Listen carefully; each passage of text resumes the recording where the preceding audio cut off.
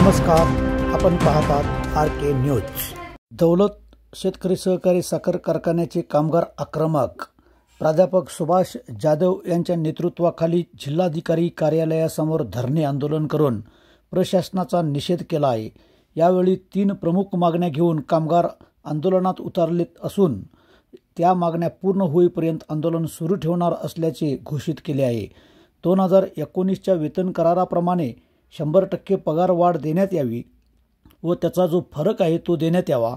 लीजवर कारखाना चालवावयास घेताना कामगारांचे 30 कोटी रुपये देण्याचे अथर्व प्रशासनाने मान्य केले आहे, पण गेल्या 6 वर्षात नवा रुपयाही दिला नाही। ती रक्कम 12% व्याजासह देण्यात यावी व 175 कामगार गेल्या 6 वर्षात निवृत्त झाले असूनही 102 हंगामी कामगारांना कायम केलेले नाही, त्यांना सेवेत कायम करावे। या मागण्यांसाठी दौलतच्या कामगारांनी अथर्व प्रशासनाच्या विरोधात जिल्हाधिकारी कार्यालयासमोर आज धरणे आंदोलन केले आहे।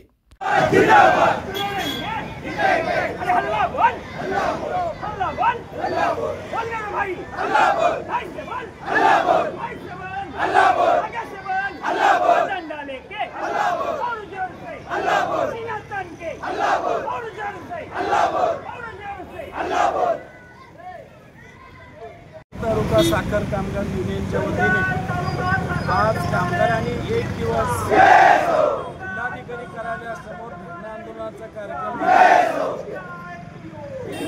प्रशासनाने शेतकरी सहकारी साखर कारखाना 6 वर्षापूर्वी चालवायला घेतला।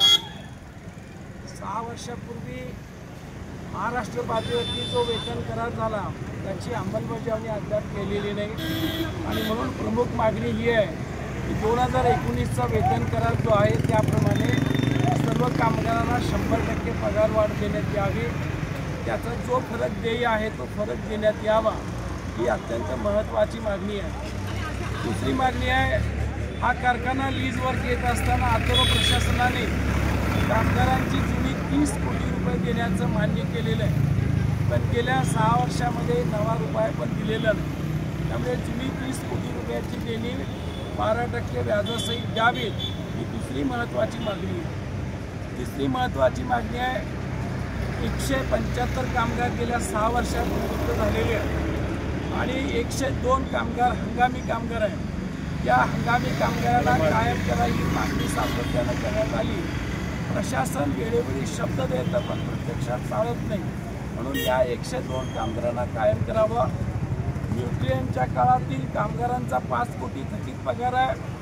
न्यूट्रियनच्या काळातील साखर विक्री करून शिल्लक राहिलेली जी रक्कम आहे त्यातून कामगारांचा हा पगार देण्यात यावा।